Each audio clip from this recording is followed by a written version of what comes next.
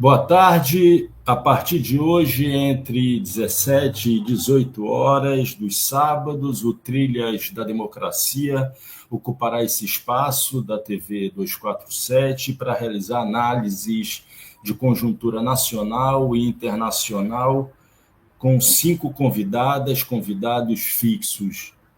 Neste 15 de março, a nossa convidada será a vereadora da cidade do Rio de Janeiro, eleita pelo Partido dos Trabalhadores, Maíra, do MST.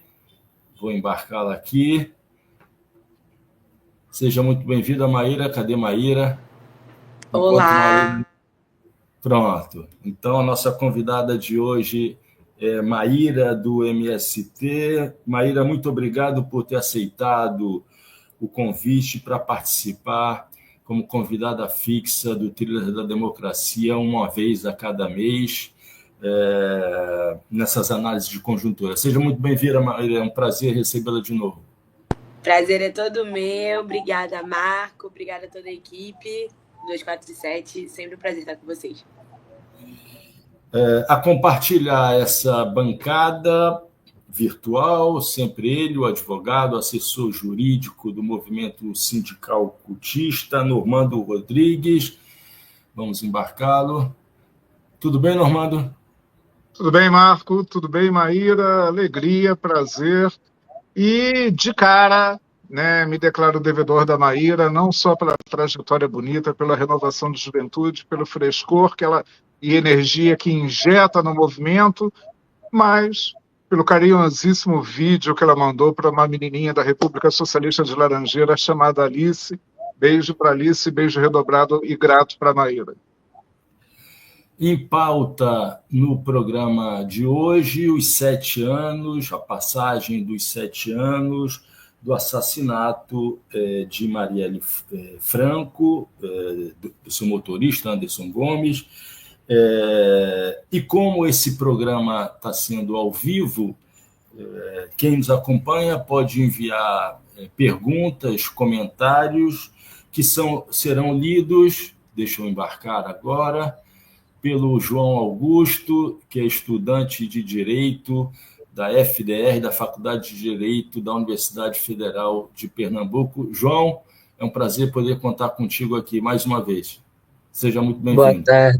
Boa tarde, pessoal. É um prazer estar aqui nesse momento com vocês para esse diálogo tão importante para os nossos dias de hoje. Quero dizer que sou um admirador do trabalho de Mayra, estou aí acompanhando, é uma voz jovem, forte e ativa nesse cenário que nós precisamos muito. Então, desde já, eu expresso aqui minha admiração pelo seu trabalho e por todos os presentes aqui também. Professor Marco e Normando também.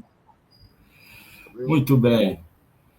Maíra, como eu disse, completaram-se ontem, dia 14 de março, 7 anos do brutal assassinato, da execução da vereadora do PSOL do Rio de Janeiro, Marielle Franco, do seu motorista, Anderson Gomes, naquela noite fatídica de 14 de março de 2018.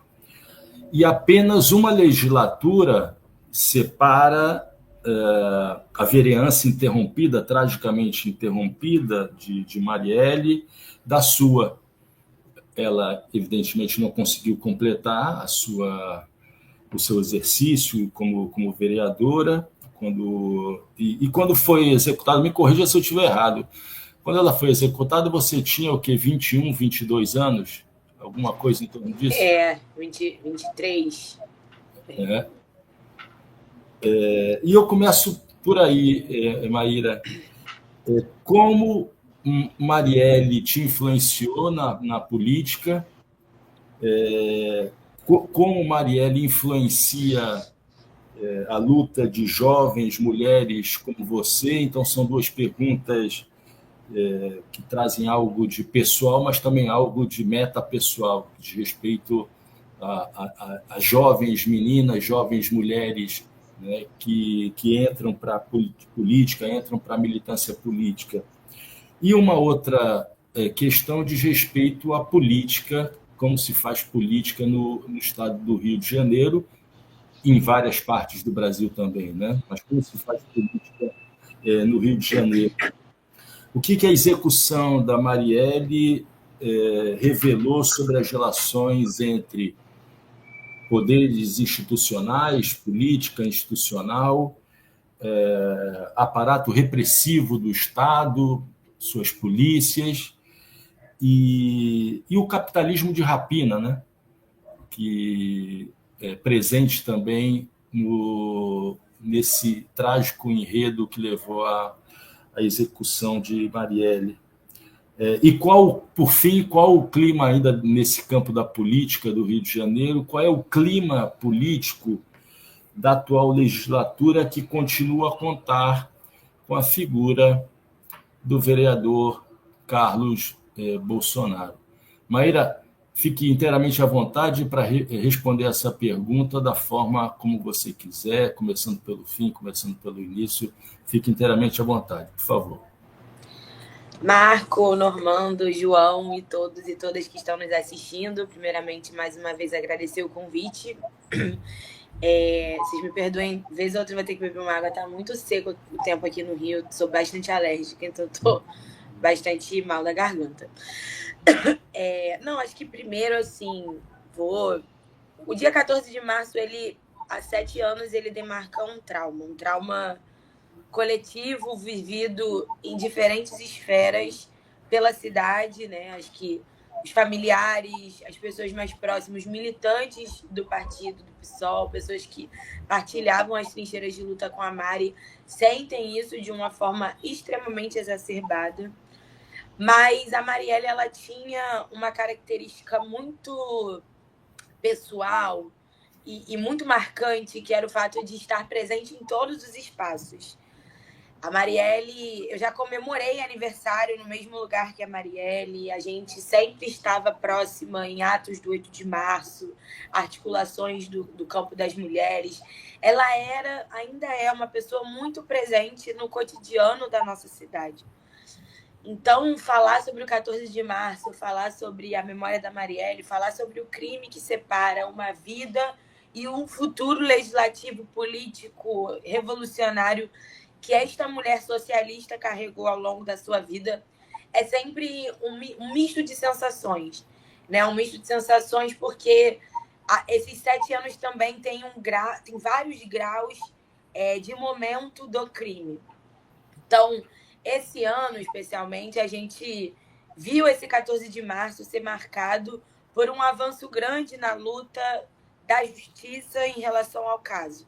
Né? A gente teve, em novembro do ano passado, o júri popular de parte dos acusados, mas a sensação que nós carregamos é nada traz a vida dessa mulher de volta, nada traz a Marielle de volta. Então, a falta, a ausência, ela é muito marcada, ela é muito profunda.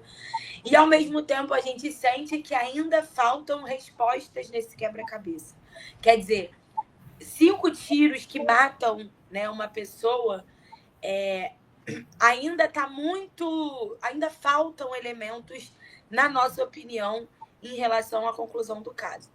Do ponto de vista subjetivo, do que a Marielle representa, acho que, para mim, para uma gama de mulheres jovens, é muito profundo ver como toda a trajetória política da Marielle foi marcada profundamente pela defesa da vida das mulheres e pela defesa da vida daquelas pessoas que sequer pensavam que estavam sendo representadas por aquele corpo. Ver os discursos da Marielle na tribuna, que hoje leva o nome dela, né?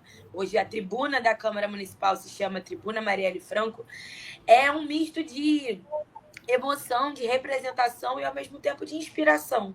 Em todas as falas, né, dela, você vê uma grande marca de um projeto político de país, de igualdade social, quer dizer, a marca do socialismo, né, que é nada mais do que a expressão política da igualdade social, da luta das desigualdades, da luta contra o racismo. Tudo isso estava sempre muito marcado nas falas dela. Então, para nós, assim, para mim, e acho que para essa gama de mulheres jovens, há hoje essa falta de alguém que representava concretamente toda uma aspiração política de uma mulher naquele espaço. Individualmente falando, Marco, Normando e João. No dia 14, eu lembro muito o que estava acontecendo. Eu nunca vou esquecer desse dia, na verdade. Eu estava saindo da UERJ. A Marielle, um dia antes, tinha ido para uma mesa na UERJ sobre mulheres, né? Foi no mês de março. Então, todo mês de março voltado para o debate feminista. A Marielle estava encabeçando naquele momento o debate do Espaço Coruja. E aí a Faculdade de Pedagogia da UERJ chamou ela para poder fazer um debate sobre creches universitárias, né, sobre o espaço das mulheres nesse âmbito do mês de março e a maternidade. E um dia antes ela foi debater isso lá na minha universidade. E na quarta-feira eu estava saindo da minha aula, indo assistir um jogo do Flamengo, uma quarta-feira qualquer, e eu li uma mensagem de uma companheira muito defensora, né, dos direitos humanos, dizendo que ela tinha sido assassinada. E nessa noite, do nada, mudou assim o clima do Rio de Janeiro, né? Caiu uma chuva torrencial, muitos ventos. Foi como se a natureza tivesse expurgando, né, o ódio que, infelizmente, fez a vida dela ser ceifada. Então, é um misto de sensações. Acho que nada traz a Marielle de volta. Essa é uma falta que a gente sente. E, politicamente, hoje a gente tem essa necessidade de honrar o seu legado e levar a sua luta. E eu nunca tinha parado para pensar, Marco, essa definição, né, de uma legislatura que separa, assim, as duas atuações, mas certamente, se hoje eu estou naquele espaço legislativo, é porque a Marielle abriu caminhos definitivamente para que a gente pudesse ter mais participação política feminina, jovem, de mulheres negras, do subúrbio carioca, das favelas, né, de locais que muitas vezes a política pública não chega. E eu sou desse lugar, né? Eu sou da Zona Oeste do Rio de Janeiro. Então, de fato, ela abriu caminhos para que eu pudesse estar ali, assim como outras mulheres negras também, Thaís Ferreira, né? Uma série de companheiras que hoje estão ocupando esse espaço. E acho que esse acontecimento, ele, como eu disse, enquanto historiadora, eu entendo ele como um trauma histórico, né? Porque ele, de fato, mudou com subjetividades coletivas, ele alterou uma mudança mesmo no âmbito da psique, da militância, né? Quer dizer, hoje uma vereadora negra ela tem todo um protocolo de segurança, porque existe um trauma que foi construído, né, por esses poderes racistas, violentos, que ceifaram a vida da Marielle. Então, o que a gente entende hoje desse assassinato, né, além de toda a publicização dos mandantes, né, a gente percebe que existe uma junção de crime, política e polícia no Rio de Janeiro. Infelizmente, a gente fala de um Estado que está organizado pelo crime desde a sua constituição, desde a sua composição. Quer dizer, como pode um chefe de polícia, né, o Nivaldo, como ele pode estar ligado ao crime? Assim, um cara que, para os direitos humanos, inclusive, para os militantes, era visto quase como uma referência, né, no âmbito de andar com casos, de poder ser, de fato, uma referência dentro do Estado. E ele estava diretamente ligado com o assassinato. Então, é esse tipo de política que a gente está falando no Rio de Janeiro. Toda uma constituição de poderes envolvidos que estão dentro do Estado, dentro da polícia, e que levaram ao assassinato da Marielle. Normando, por favor. Vou pegar daí para fazer comentário, muito mais do que pergunta, né? E comentário de um carioca entristecido. Eu sou filho da Leopoldina, e a Leopoldina, para mim, é uma região da cidade que é um bom retrato do que é o Rio de Janeiro hoje, do crescimento desse envolvimento, desse ciclo vicioso que a Maíra mencionou, que é a relação simbiótica entre política, polícia e crime organizado. Né? A Leopoldina, os bairros que compõem a Leopoldina, praticamente não existem mais enquanto bairros. Foram tomados pelo crime organizado, são regiões governadas pelo crime organizado ou pelas milícias, né? Crime organizado do mesmo jeito, só que é crime organizado deles, da direita. E, gente, só um aviso aqui, a energia aqui piscou, então se eu ficar no escuro, você já sabe, é a Enel. Tá? Mas de onde vem isso, né? Vem de uma concepção de enfrentar a violência e a insegurança a nível de Estado do Rio de Janeiro com uma política de combate. Eu acho que é importante a gente refletir de onde está a gênese do problema e para pensar soluções. Não existe fórmula pronta, né? Não tenho a resposta, e a resposta certamente vai ser bastante complexa, né? E vai exigir uma política de longo prazo, o planejamento e execução com vontade política de longo prazo, mas a gênese, entender a gênese é fundamental.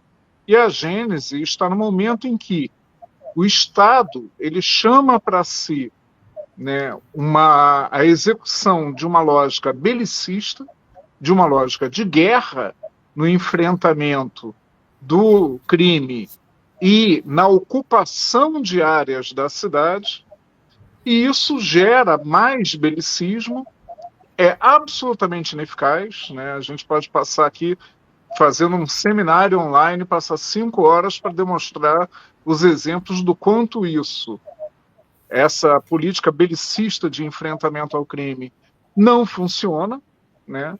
Mas ela funciona para aquilo que ela foi bolada. Ela funciona, primeiro, para manter a maioria carente da população longe da cidadania, né? Para manter a população excluída, reprimida politicamente. Para isso ela é eficaz.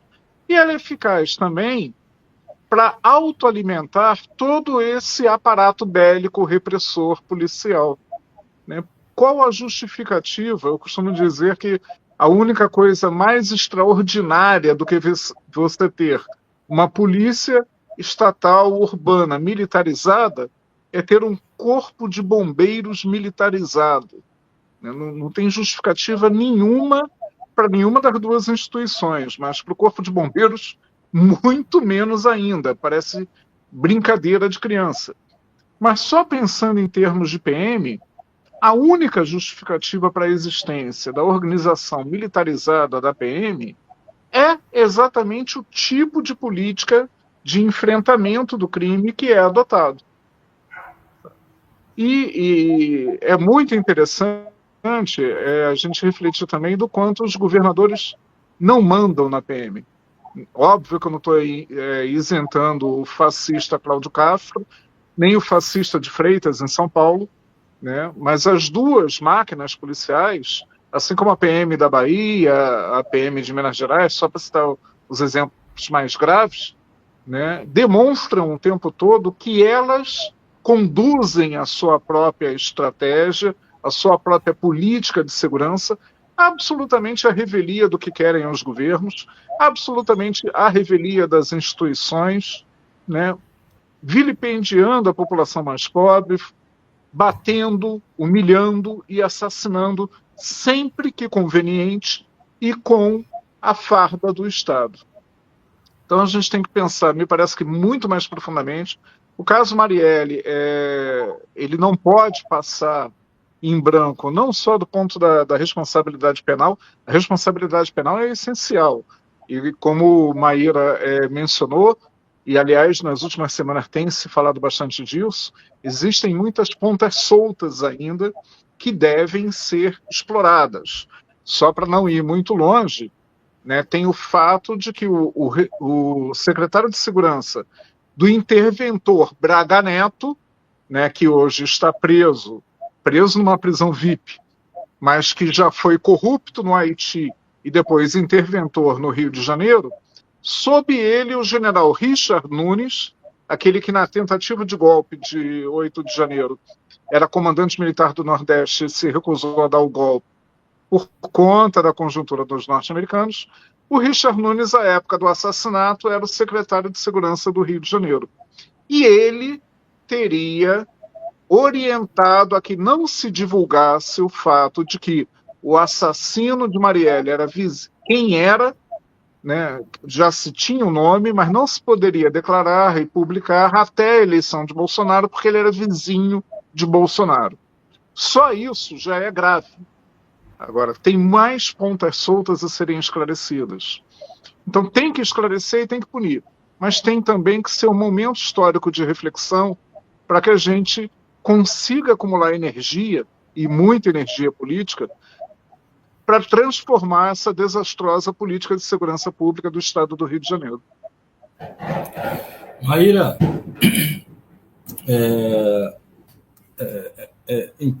é sintomático ter tomado conhecimento essa semana que um financista, um banqueiro, investidor, desse o nome que se preferir dar, afirmou publicamente que torcia muito para Brizola morrer. Não sei se vocês tomaram conhecimento desse episódio, né?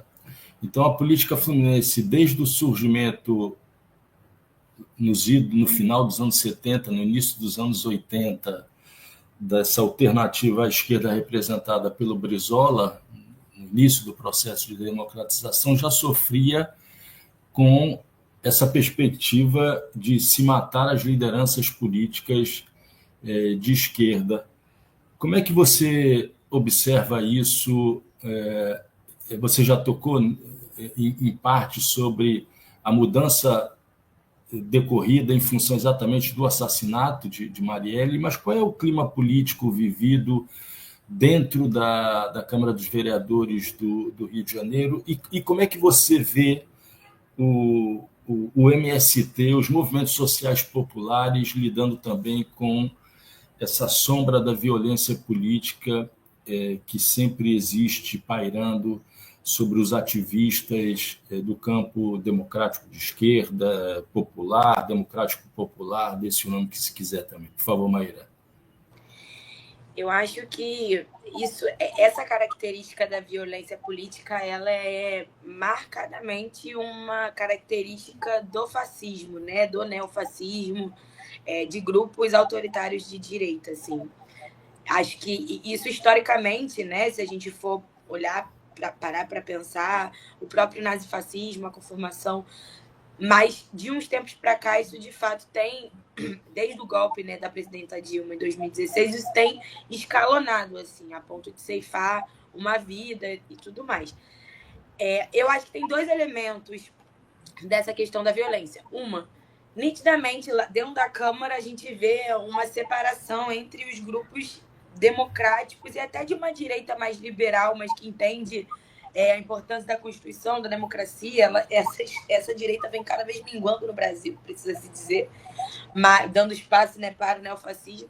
Mas a gente vê nitidamente uma divisão em termos disso, né? A forma como a extrema-direita se posiciona na tribuna é sempre uma maneira muito violenta.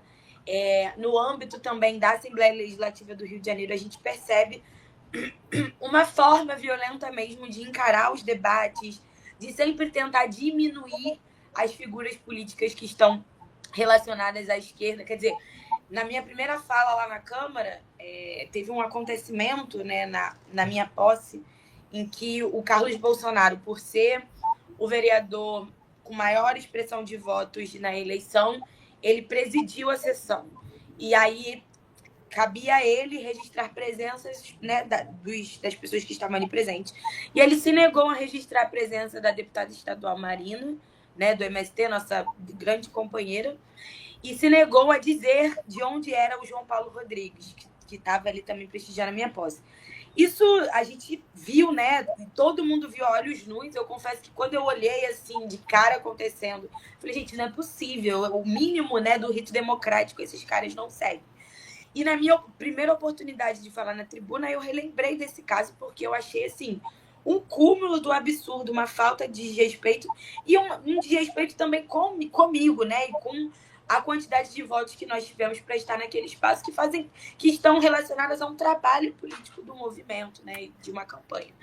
E o vereador Rogério Amorim, né, que é super ligado também a esses grupos de extrema-direita, falou, o MST, invasor de terra, fazendo toda uma referência completamente à revelia do debate democrático que eu estava reivindicando naquele espaço. Então, a gente percebe que a democracia, né, o acesso à igualdade social, o acesso aos direitos sociais, E os grupos neofascistas, eles não convivem da mesma maneira. Eu acho que é contra isso que nós estamos lutando. Contra esse pensamento que tenta extinguir, de fato, vidas, ceifar vidas e tirar a possibilidade de pensar a pluralidade política que existe dentro do pensamento do Brasil, assim. Porque nós, de esquerda, né, nós do campo democrático, nós temos as nossas diferenças. A gente apresenta as nossas diferenças, mas é sempre com base no argumento, é sempre com base no debate, nunca na base da violência. Então, isso eu acho que é o que nos diferencia. Eu acho que é sobre isso que também que a gente precisa debater com a população. Quer dizer, o golpe do 8 de janeiro, que planejou matar o presidente da República, está no mesmo bojo de pensamento de um vereador que se nega a registrar a presença de um movimento.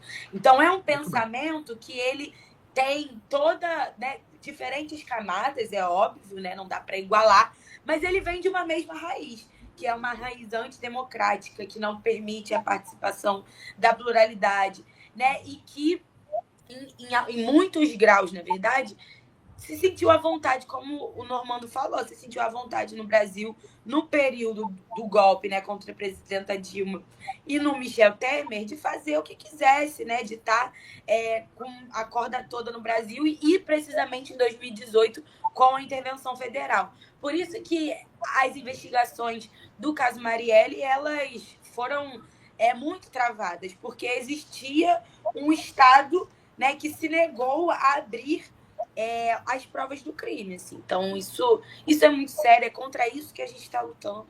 É por isso que a gente elegeu o Lula numa frente ampla, que eu concordo, eu acho que precisa ser, embora acho que a gente não deva diminuir as nossas pautas. E é nessa linha que a gente precisa pensar também o ano que vem, 2026, que não será fácil.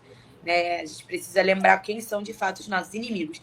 E para fechar, só para dialogar dois aspectos dessa questão da violência e do Rio de Janeiro. Primeiro, temos uma pauta hoje muito importante, que é a cassação da família Brazão. Quer dizer, embora a família Brazão, né, tenha tido toda uma participação no crime, eles ainda estão nomeados no Tribunal de Contas do Estado e na Câmara Federal. Isso é um absurdo. Quer dizer, nomeados com participação. Então, a cassação do mandato, a cassação da participação no TSE precisa ser uma bandeira urgente para que a gente também siga nessa luta por justiça por Marielle. E tem um outro aspecto dessa luta, né, da Marielle, da luta do MST também, inclusive, na cidade, que eu queria trazer, e que tem tudo a ver com esse debate da violência, que é a mesma violência que mata o trabalhador no campo foi a violência que matou também a Marielle na cidade do Rio de Janeiro. Porque a Marielle estava justamente falando sobre lotes, sobre a concentração fundiária dentro do município do Rio de Janeiro. Ela colocou o dedo na ferida num debate muito sério que é sobre concentração fundiária na mão das milícias, na mão do tráfico organizado. Isso é muito sério. E esse debate da concentração fundiária é o mesmo debate que nós enfrentamos no campo, né? E, infelizmente, é o mesmo tipo de violência que a nossa militância sofre, né? Como ocorreu agora no mês de janeiro em São Paulo, com os nossos militantes no assentamento em São Paulo. Então, como eu disse, são crimes diferentes, proporções diferentes, alvos diferentes, mas que estão numa mesma raiz política estrutural do Brasil, que está vinculada à extrema-direita, que está vinculada a esses poderes que concentram poder e que concentram terra. João, a gente chegou à metade do programa. O que você traz aí de comentários e perguntas no chat, por favor? Primeiro, eu queria dizer que tudo isso que foi falado até agora, né, é de extrema importância, né, porque vem de uma polarização política, né, no Brasil, que não é de agora, e que nós sabemos quem são os fomentadores, né, dessa polarização, né, desse extremo, né, que visa justamente trazer um desequilíbrio, trazer o caos, trazer confusão, trazer violência para o nosso cenário, né? Nós temos aqui uma pergunta para nossa convidada, Mayra. Mayra, Você em algum momento pretende, a pergunta ela aqui vem do Josias, está aqui nos acompanhando no YouTube. Mayra, você pretende em algum momento ser candidata a deputada, seja estadual, federal?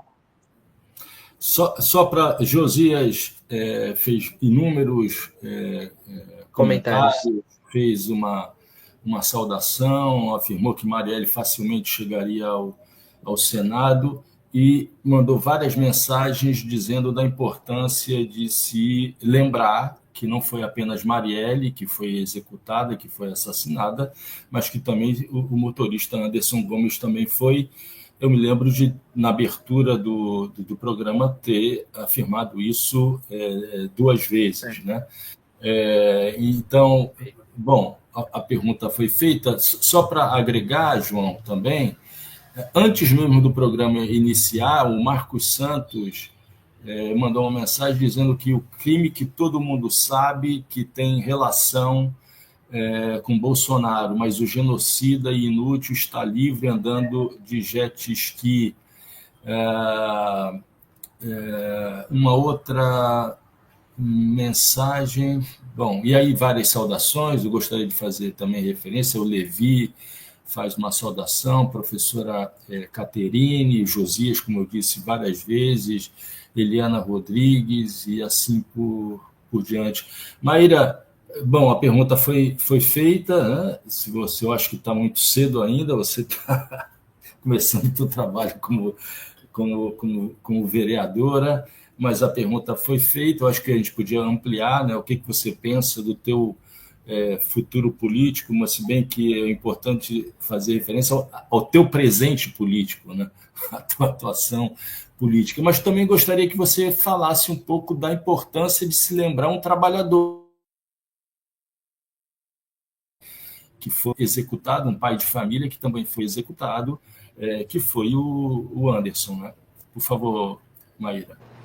Não, perfeito, Marcos. Sempre que a gente luta, né, por justiça por Marielle, ontem nós estivemos no festival Marielle Anderson, tem todo um trabalho muito estruturado, assim, para a gente também sempre reivindicar a memória do Anderson. Quer dizer, é um trabalhador, né, que estava no seu posto de trabalho, com filho, era um pai de família, né, com um filho pequenininho, e que teve também a sua vida ceifada por esses poderes. Então, a gente precisa sempre lembrar, porque é justamente também um trabalhador que faz parte de uma classe já pauperizada, né, com muitas dificuldades.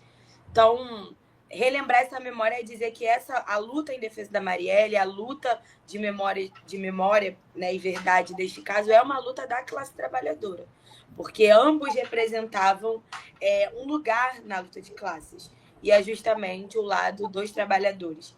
Tanto a Marielle vocalizando isso na Câmara Municipal, quanto o Anderson sendo um trabalhador que estava ali prestando, né, um serviço, fazendo o seu trabalho, e que, infelizmente, também foi alvo dessa política brutal. Então, é sempre muito necessário lembrar. E é isso, né, gente? Eu acho que nesse caso todo, o que eu sempre fico pensando muito é sobre as famílias, são as pessoas que ficam.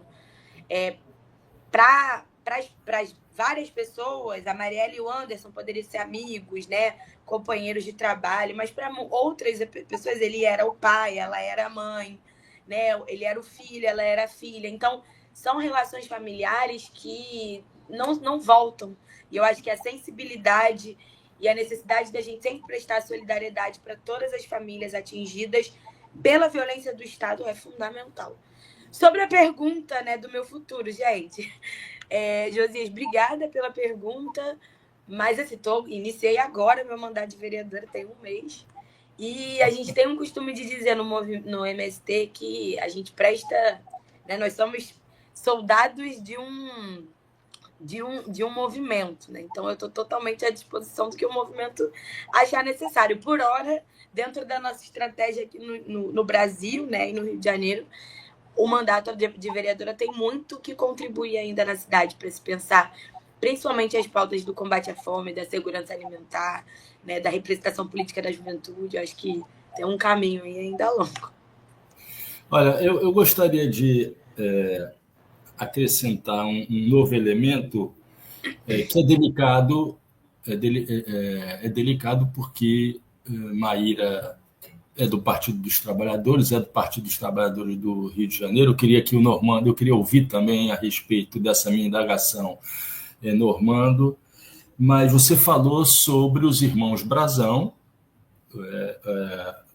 O inquérito foi concluído pela Polícia Federal, né? Apesar de concordar plenamente com o que o Normando disse, que você reforçou, Maíra, existem muitas pontas soltas aí, né?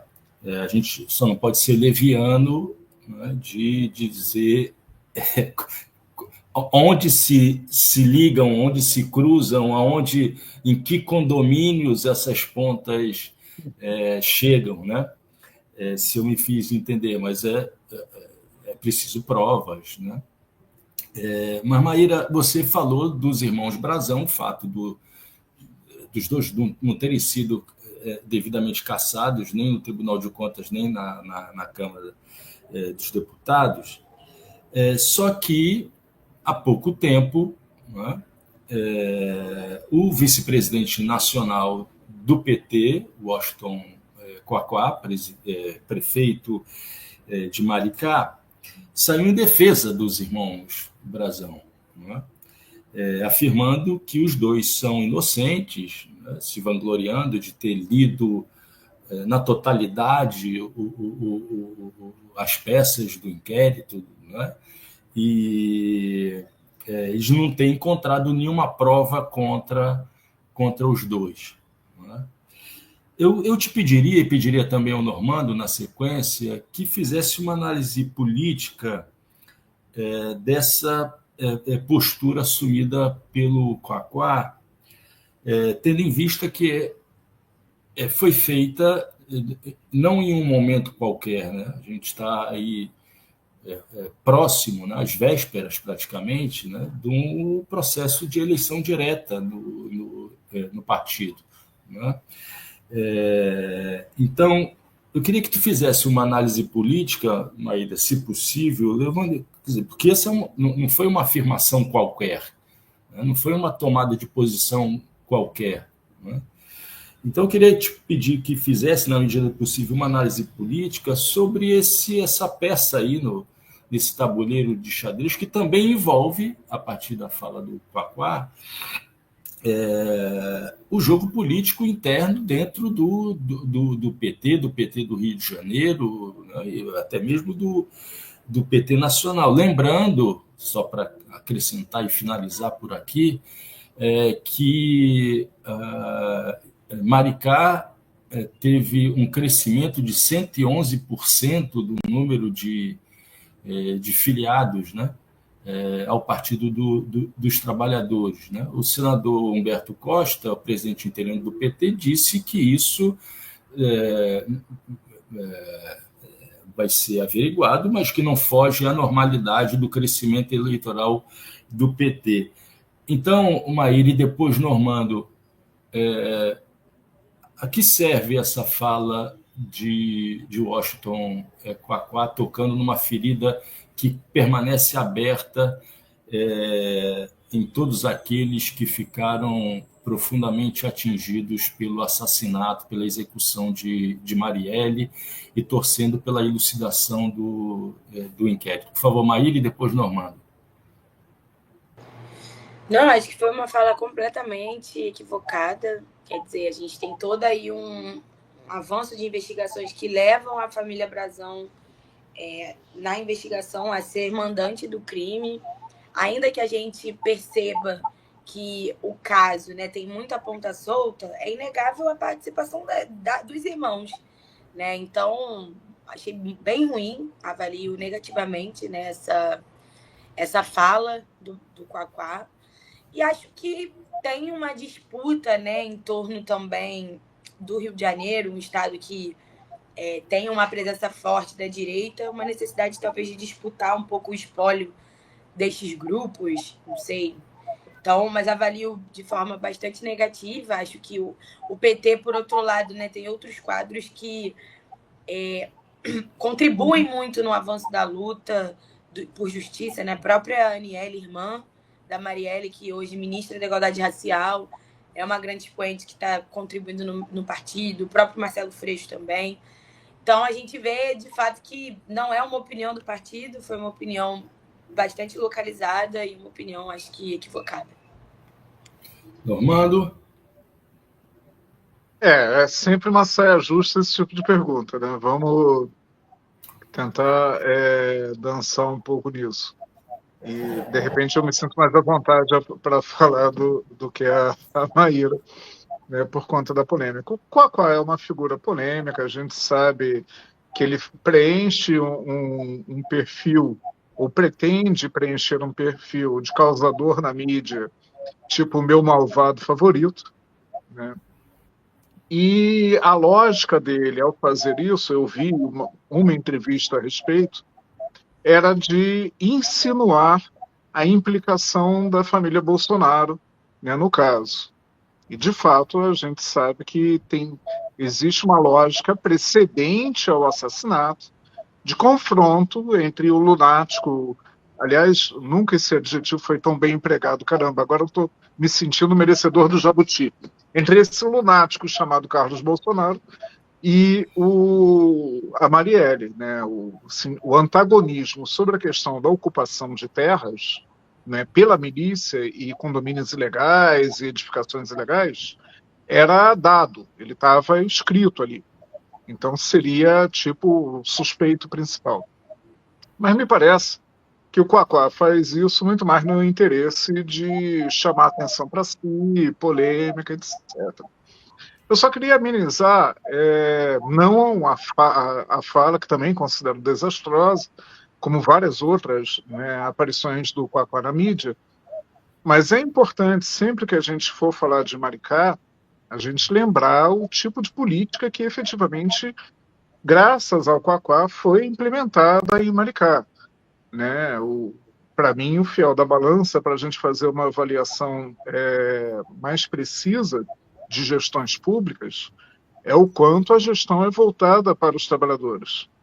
E aí é importante a gente lembrar que Maricá instituiu o ônibus urbano gratuito, né, antes de nadar em dinheiros de royalties, instituiu a moeda social antes de nadar em dinheiros de royalties. Hoje Maricá recebe bastante por conta do pré-sal, mas, diferentemente da enorme maioria dos municípios fluminenses, que foi beneficiada pelo boom do petróleo entre 2005, 2006 e 2014, no inverno de 2014 especificamente, o preço do petróleo despenca no cenário internacional, o Brent sai de $110 o barril para 40 e poucos dólares o barril em 2 semanas, e até ali ninguém tinha revertido efetivamente, né, dinheiro do petróleo em favor da população, a não ser Maricá. Né? A evolução do índice de Gini, medindo a desigualdade social, ele é muito significativo no estado do Rio de Janeiro com o petróleo, porque a desigualdade aumenta em paralelo à geração de emprego, em paralelo ao suposto desenvolvimento da indústria do petróleo, mas a desigualdade aumenta na capital, na região metropolitana e em todos os municípios favorecidos, né, Macaé, Campos, e a exceção é Maricá. Então só esse senão que eu estou fazendo, que efetivamente não é para passar pano, não alivia, né, o desastre que é essa declaração, mas só para pontuar que sempre que a gente falar de Maricá tem que, isso aqui tem um aspecto muito importante que tem que ser aproveitado, não pode ser jogado fora com a água suja do banho. João, mais algum comentário que chame a atenção? Tá mutado você. Oi. A gente tem um comentário aqui do pessoal falando o quanto sempre é difícil, né, e doloroso, né, essas percas, esse momento, né, o que aconteceu tanto com a Marielle quanto com o Anderson. Mas de pergunta, eu gostaria de fazer uma pergunta minha para Mayra, que é, você já expressou logo no início, Mayra, o quanto a contribuição de Marielle foi importante para abrir portas, né, para mulheres negras, mulheres periféricas, né, que são vozes que, pelo sistema, pelo outro lado, não estariam né, num lugar de fala, não estaria num lugar de debate político, num lugar de tomada de decisões, né? E eu quero lhe perguntar sobre como você enxerga que a contribuição da Marielle ela influencia no seu caminhar político, no seu pensamento, na sua forma de agir e como isso inspirou você na sua forma de atuação. Como é que isso marca, né, a Mayra como atuante ativa na política? Por favor, Maíra. Obrigada, João, pela pergunta. Olha, a Marielle, eu odeio falar no passado, isso é muito estranho. Ela era uma pessoa muito inteligente, muito cabeçuda, assim, sabe? Não sei se vocês já tiveram a oportunidade de ler o trabalho de dissertação dela, as publicações. E eu acho que ela trazia algo que eu acho muito importante, que é a relação entre raça, classe e gênero. Para mim, o problema do Brasil reside nessas três estruturas, né? Na verdade, nas estruturas que foram trazidas por uma colonização, enfim. Então, eu acho que a Marielle, quando pautava política pública, quando ela pautava projeto de lei, quando ela trazia a voz dela dentro do parlamento, ela sempre falava deste lugar, do entrelaçamento dessas três estruturas que, ao mesmo tempo, atingiram a vida dela enquanto uma mulher negra, bissexual, favelada da Maré, mas que, ao mesmo tempo, isso pode mudar a vida concretamente desta grande maioria que somos, né, dentro da população do Brasil. Então, acho que essa relação de raça, classe e gênero que a Marielle apresentava para a gente é algo absolutamente inspirador, no sentido da gente seguir uma linha justa, sabe, no debate de gênero, no debate. Muito se fala hoje, só um parênteses, muito se fala hoje, porque o identitarismo, porque a esquerda virou identitária. Gente, mas o que a gente reivindica hoje, na verdade, é entender que o capitalismo ele não afeta as pessoas da mesma maneira, e isso não dá mais para fechar os olhos para essa realidade. E a Marielle alerta a gente disso há muito tempo. Então, é bem bacana, assim, né, ver como ela contribuiu para o avanço do imbricamento dessas três estruturas, para a gente perceber quem são os sujeitos da classe trabalhadora, quem são os sujeitos que precisam ser beneficiados de políticas públicas, quais são, né, as diferenças entre esses sujeitos. E outro aspecto que eu acho que muito me inspira na política da Marielle é essa política com afeto. Eu sou realmente muito... Sou muito dessa linha, acho que não, se você participa da política, se você constrói um âmbito, né, de um movimento social, é porque você ama algo, você tem uma paixão por alguma coisa, a gente é movido a paixões. E respingar isso no tratamento com as pessoas, desde o trabalhador assessorista da Câmara Municipal até o seu eleitor lá no bairro de Jacarepaguá ou na universidade, isso traz uma esperança para muitas pessoas que são muitas vezes violentadas pelo sistema. Então, o acolhimento nesse sentido, a política com afeto nesse sentido, ela também é muito transformadora, porque ela apresenta uma outra forma de fazer política que não essa forma violenta, encabeçada pela extrema-direita e de dilaceramento dos corpos que o capitalismo tenta promover. Então, acho que esses dois aspectos da Mari seguem muito vivos, as suas formulações, mas a sua forma de fazer política também. E um terceiro, que eu acho bem bacana, assim, a Mari era uma mulher absolutamente socialista. E eu acho que a gente não pode abrir mão deste projeto político que, né, acho que eu e João nem vimos, né, o Muro de Berlim cair, mas embora a gente estude, né, tenham críticas ao socialismo, ao real, a forma como foi no final ali da década de 80, existem contribuições muito importantes de se pensar uma América Latina diferente, né, com mais justiça social, a exemplo aí do México com o Morena, o que vem fazendo. Acho que temos muito o que avançar e olhar para esses legados é fundamental para a gente não abaixar as nossas bandeiras, né? Enfrentar o fascismo, enfrentar a extrema-direita, enfrentar também uma frente ampla que a gente precisa deixar as nossas bandeiras bem em pé, sem rebaixar o nosso projeto. Acho que é o grande legado que a Mari deixa para a gente. Maíra, parece que esse troço aqui tem vida autônoma, entendeu? E volta. Maíra, Eu tive a oportunidade de dialogar ontem com o Ricardo Berzoini, ex-presidente nacional do PT, num programa que vai ao ar amanhã, às 15 horas, no Trilhos da Democracia. E eu gostaria de refazer a pergunta que eu fiz a ele, a você, nessa reta final do programa, nesses 10 minutos que nos restam. Né? O senador Humberto Costa, presidente interino do PT, numa entrevista à Globo News, afirmou que o apoio do Centrão e do centro-direita à reeleição do Lula em 2026 são muito importantes. Não é? Bom, essa afirmação sempre me causa urticária, e nunca desce direito na minha goela. Né? E sobre a necessidade de ampliar essa frente, que já foi ampla, no apoio, o apoio de 2022 nas próximas eleições de 2026. Maíra, é possível uma política do afeto com o Centrão e até mesmo com a centro-direita? Você na tua fala, numa das tuas falas anteriores, disse que até mesmo no posicionamento dentro da Câmara dos Vereadores existe uma separação entre esses grupos da extrema-direita que se reúnem em torno do bolsonarismo e esses grupos que a gente poderia denominar de centro-direita, o centro-democrático, o centro-liberal democrático.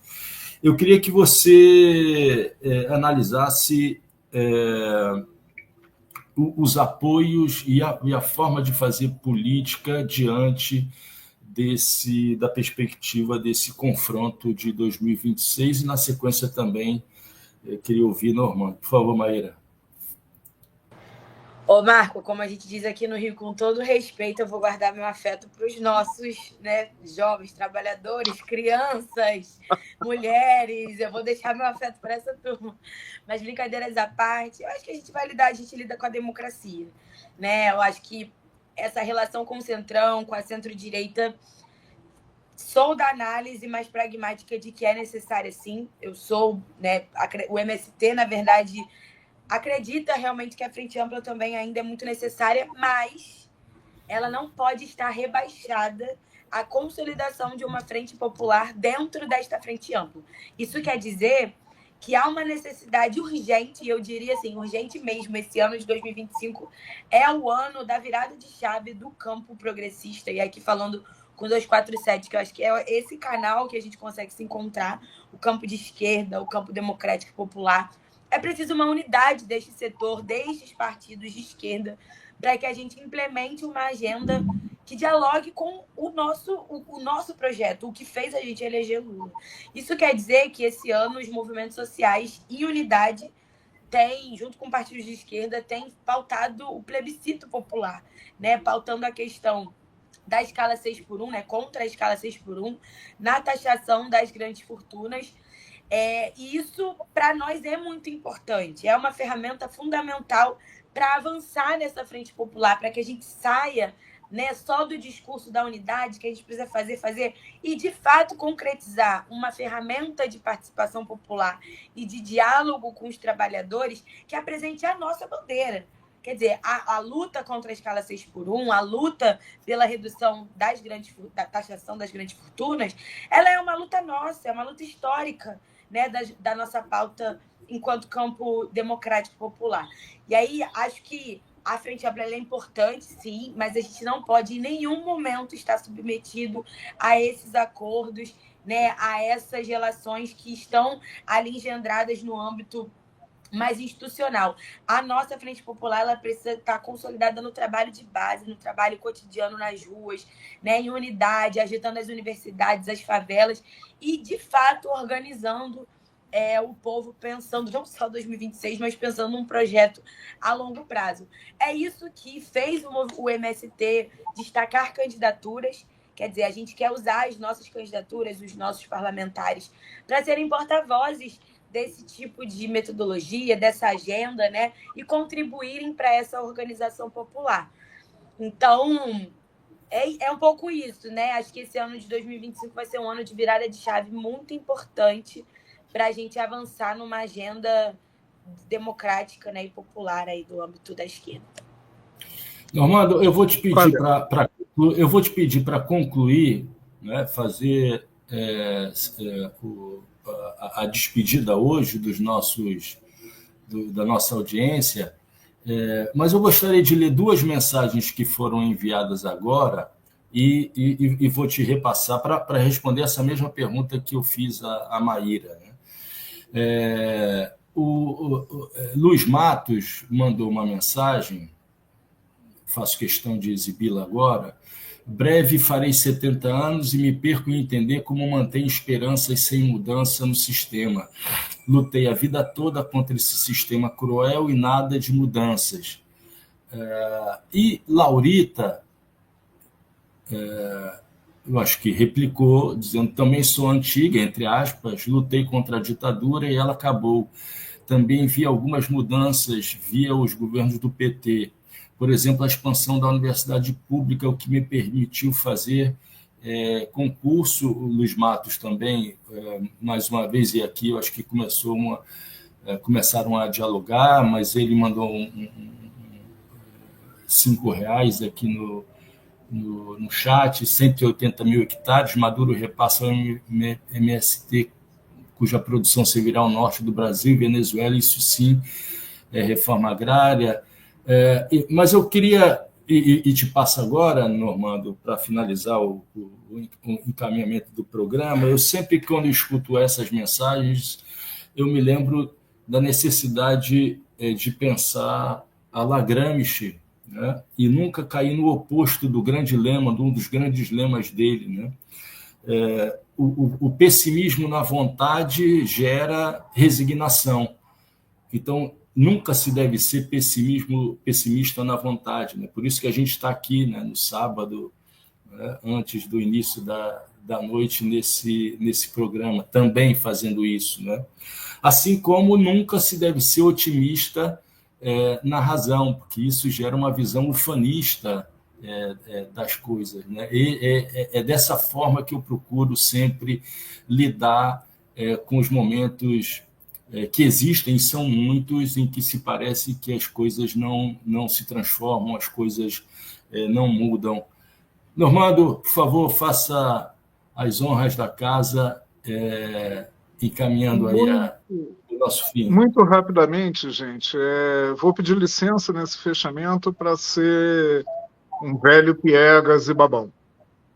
Porque na fala da Maíra está absolutamente perfeita a forma de agir. Me parece que é fundamental no enfrentamento eleitoral contra o fascismo cerrar fileiras em torno do governo Lula e da Frente Ampla, se for conseguida a reedição da Frente Ampla de 2002, que ainda não está dado, né?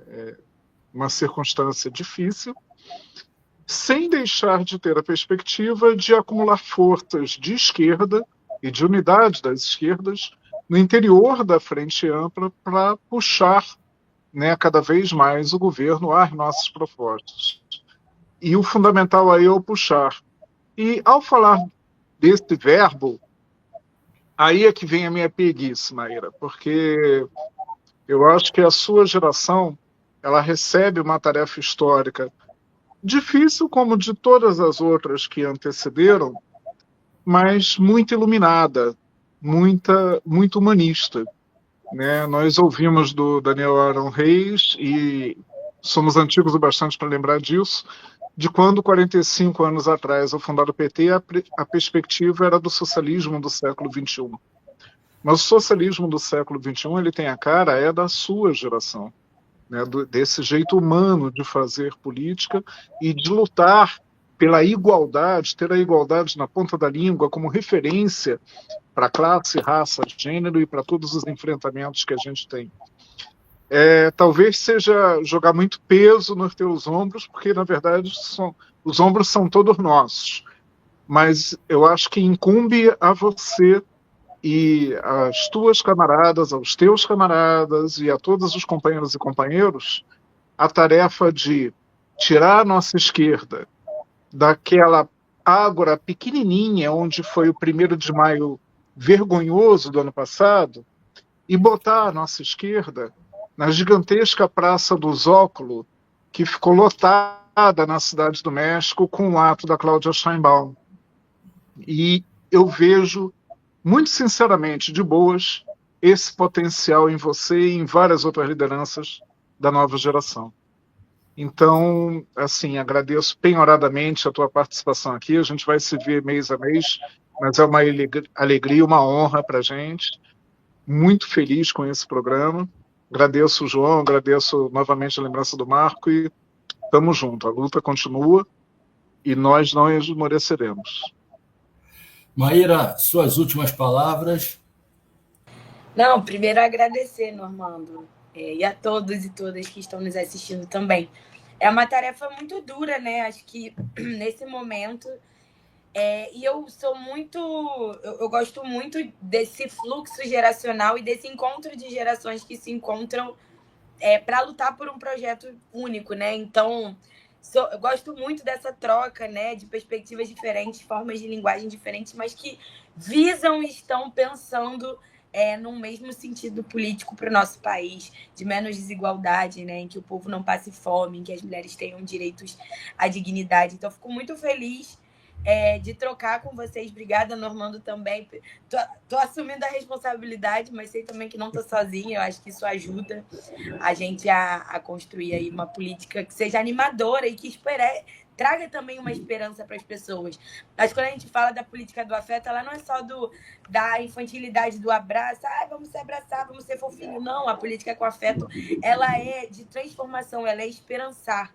É como Paulo Freire sempre disse para a gente, né? A política precisa ser uma política para esperançar as pessoas, para despertar aquilo que tem de melhor, porque se a gente quer transformar esse país é porque a gente ama profundamente as raízes que nos trouxeram até aqui. Então, estou totalmente à disposição, muito feliz de participar desse programa. Sou uma grande fã do 247 desde da minha campanha, sempre vindo trocar muita ideia. São grandes parceiros também do MST. Então, contem aí comigo e com o nosso mandato para cada vez mais contribuir também numa comunicação democrática, popular, com mais amplitude para a classe trabalhadora. Obrigada, gente. Bom, então, explodindo fogos de artifício aqui, eu gostaria muito que fossem para você, Maíra, mas não são, porque está tendo nesse mesmo horário um jogo Sport Santa Cruz aqui no Recife, não sei qual foi o resultado, mas alguém marcou gol, algum desses dois times marcou gol e está havendo comemoração. Bom, Maíra, muitíssimo obrigado. Nós nos reencontramos no dia 19 de abril, já existe tudo certinho, o cronograma. Muito obrigado, Normando, um grande abraço. João, muito obrigado, não apenas pela leitura dos comentários, mas também por ter arriscado uma pergunta qualificada. O Trilhas fica por aqui. Não percam amanhã entrevista com Ricardo Bezoini, a segunda entrevista da série sobre os 45 anos do Partido dos Trabalhadores. E no próximo sábado, no Trilhas Análise de Conjuntura, a gente recebe o economista Ademar Mineiro. Boa noite, grande abraço mais uma vez, Maíra, João e Normando, e a toda a nossa audiência que participou. Foram muitos os comentários, Maíra, elogiosos em relação à tua atuação, ao teu papel nessa política do afeto, do esperançar, mas que nunca esqueça a necessidade de, nos momentos necessários, agir de maneira dura, quase como uma inversão da famosa frase do Che. A gente se vê. Um grande abraço. Sobe a vinheta do encerramento.